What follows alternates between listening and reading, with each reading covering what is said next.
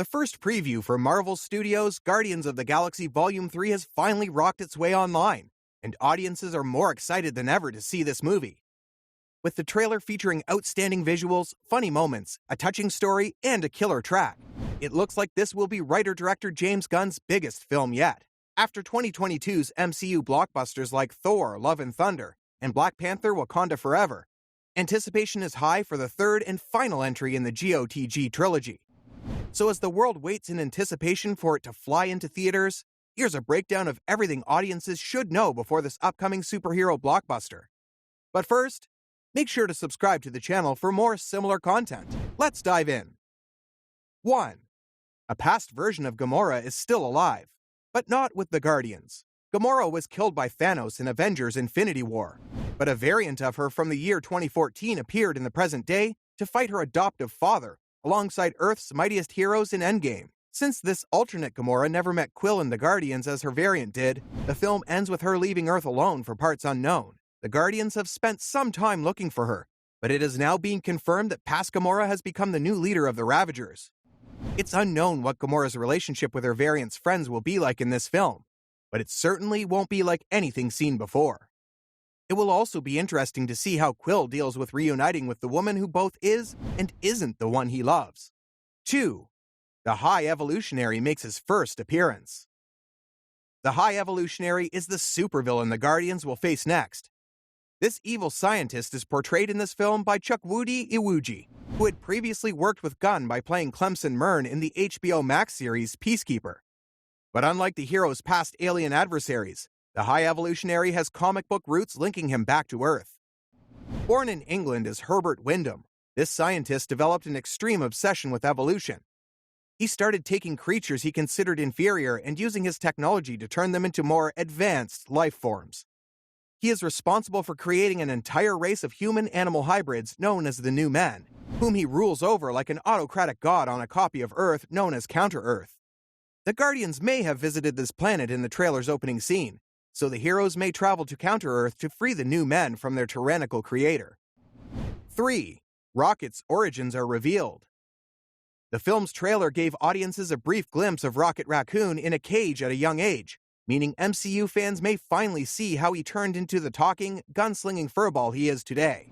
Given the High Evolutionary's history of experimenting on living creatures, chances are that he is responsible for Rocket being genetically enhanced on the planet Half-World. If so, the film will undoubtedly be Rocket's most personal journey yet, as he will come face to face with the man who tortured and traumatized him for the sake of evolution. 4. What's up with Otter? Audiences may have been confused by the shot of Rocket hugging an otter in the trailer, but the latter is much more important than one would think. This otter is undoubtedly the MCU's version of Lylla, whom fans will know as Rocket's true love in the comics. It has been confirmed that Lylla already met Rocket when the latter was arrested in his first film, and it is likely that High Evolutionary experimented on her too, so this will surely make for a loving reunion for these kindred spirits. At this time, it's unknown who will portray the talking otter in this film, but according to the direct, there have been rumors that Lady Gaga will provide the voice of Lylla. If these rumors are true, this Marvel movie could be the sequel to A Star is Born that audiences didn't know they wanted. 5.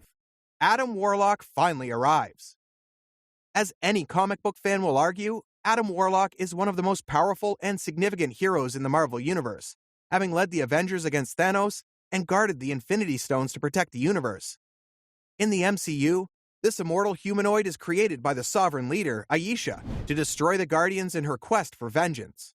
But if Adam's history is like his comic book counterparts, he will have left the Sovereign and been adopted by the High Evolutionary, who will give his surname and the power to manipulate souls. Adam Warlock has been typically associated with the Soul Stone, which he sometimes wears on his head, but the MCU saw Thanos destroy the Infinity Stones in Avengers: Endgame.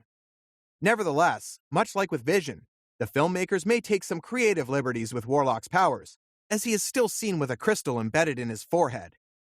Either way, Warlock will prove himself a powerful cosmic force and a major player in the MCU.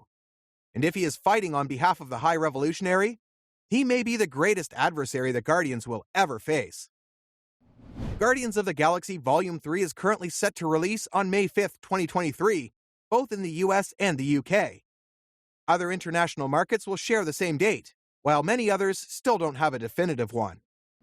We wouldn't be surprised if some of them got the movie 1 week early, as is usual with most theatrical releases from Marvel. This puts the third Guardians less than 3 months away from Ant-Man and the Wasp: Quantumania, which is beaming down on February 17th, 2023. As you can see, Marvel Studios is going all out with zany science fiction to start Phase 5.